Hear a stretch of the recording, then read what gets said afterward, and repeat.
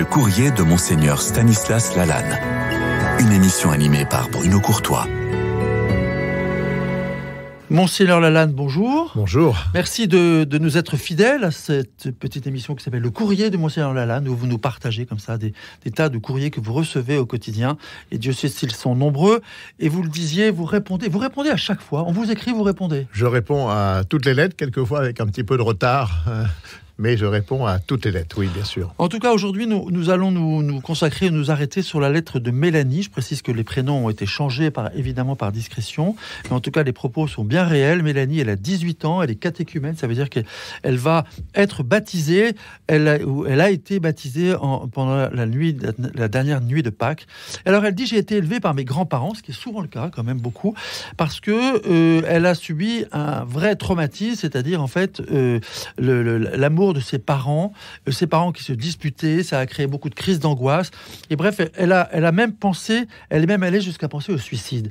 Alors ça, c'était intéressant elle vous partageait cette expérience terrible. Et puis un jour, elle dit, en passant devant l'église, n'étant pas du tout croyante, j'entends une voix qui me dit, Mélanie, rentre dans cette église. Ça donne envie, finalement, presque. C'est pas donné à tout le monde. Cette lettre... Je l'ai partagé, bien sûr, en gardant l'anonymat avec des responsables de services diocésains, avec des prêtres. Et cette lettre a touché tous ceux qui l'ont entendue. Cette jeune fille, 18 ans, a vécu des traumatismes terribles, une vie familiale difficile, complètement athée, et avec ce désir d'en finir avec la vie. Elle m'a écrit même, je me suis levé avec une seule idée en tête, mourir, parce que je trouvais que la mort avait quelque chose de doux après les violences qu'elle avait vécues. Donc une situation inimaginable. Et voilà que cette jeune fille a une voix intérieure. Qu'est-ce qui s'est passé ? Je ne sais pas. Qui lui dit, il faut que tu rentres dans cette église. Elle dit, j'ai marché jusqu'au centre-ville sans m'en rendre compte, j'étais complètement vide, j'étais comme déjà morte à l'intérieur.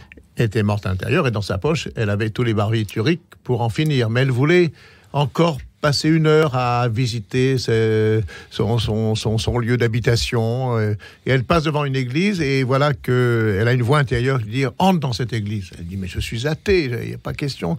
Rentre dans cette église.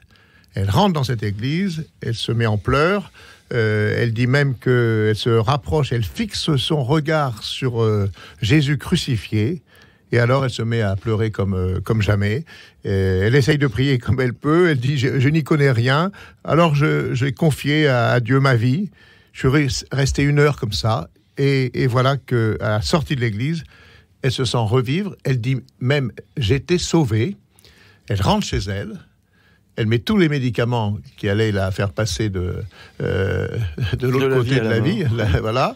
Et là, il a fallu quelques jours pour qu'elle découvre... elle était encore culpabilisée par le fait d'avoir jeté ses médicaments. Et là, elle demande aussitôt le baptême. Monseigneur Lalanne, on est très touché par la lettre de Mélanie. Ce que je vous propose, c'est que on va revenir sur cette lettre de Mélanie la semaine prochaine, parce qu'il y aura beaucoup à dire et en tout cas un très bel enseignement. Merci, Monseigneur Lalanne, et à la semaine prochaine. À la semaine prochaine.